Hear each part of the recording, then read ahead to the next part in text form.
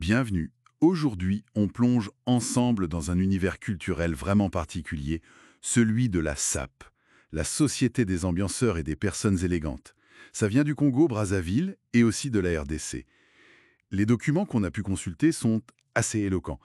Ils nous décrivent les sapeurs, et les sapeuses aussi d'ailleurs, des personnages hauts en couleur. On parle de costumes flamboyants, très chics, d'accessoires pointus, de marques de luxe, Versace, Dior, Gucci. Oui, les grands noms. Ils transforment littéralement la rue en scène, en podium. C'est ça. Mais ce qui frappe tout de suite en lisant tout ça, c'est que l'apparence, c'est juste la partie visible de l'iceberg, non? Absolument. Derrière tout cet éclat, les sources insistent beaucoup là-dessus, il y a une vraie philosophie. Pour les sapeurs, s'habiller comme ça, avec cette élégance, parfois au prix de gros sacrifices financiers, c'est une question de dignité. Une forme de dignité. Oui, un rempart contre, disons, la morosité ambiante, parfois la violence. C'est une manière de prôner le respect, la paix, la créativité. Par le style, en fait. Et ce terme ambianceur, il ne faut pas le prendre juste au sens de mettre l'ambiance dans une fête. D'après ce qu'on lit, c'est plus profond. Ah oui, Ouais, il s'agit de créer une atmosphère d'élégance, de respect par sa simple présence, son attitude. c'est intéressant cette notion d'arme pacifique qui revient. Il y a une phrase clé, je crois, dans les documents. Oui, celle-ci. La sape est une arme pacifique. Elle transforme la rue en podium et le quotidien en art. C'est fort, hein? Carrément. Ça résume bien l'esprit. Et les origines alors? Est-ce qu'on en sait plus? On sent qu'il y a une histoire derrière tout ça. Ben oui. Les sources situent un peu les racines de la sape moderne après les indépendances. Il y avait des Congolais qui séjournaient en Europe, surtout à Paris, et qui sont revenus au pays avec une nouvelle vision de l'élégance à la française. D'accord. Mais attention, ils ne sont pas contentés de copier. Ils l'ont adapté, réinterprété. C'était déjà une forme d'affirmation, une réappropriation des codes pour en faire quelque chose de propre, de typiquement congolais. Une transformation. Exactement. C'est ça, c'est pas juste de l'imitation. Et ça nous ramène à ce contraste assez saisissant dont on parlait, qui est vraiment bien documenté. Comment des personnes qui vivent parfois dans des conditions très modestes peuvent consacrer une part énorme de leur budget à des tenues de luxe.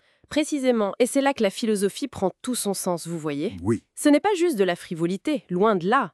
Investir dans une belle pièce, la chérir, en prendre soin méticuleusement, c'est une manière d'affirmer sa propre valeur, sa valeur individuelle, au-delà des difficultés matérielles. c'est une forme de respect de soi, en quelque sorte. Tout à fait. Respecte soi et respect des autres aussi.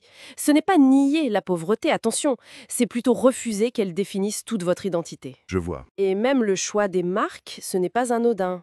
Ça peut renvoyer à une quête d'excellence, de savoir-faire, qui contraste peut-être avec un quotidien plus difficile. Et cette force d'affirmation, elle ne reste pas confinée au Congo, d'après les documents. Ça rayonne pas mal. Ah oui, ça c'est clair.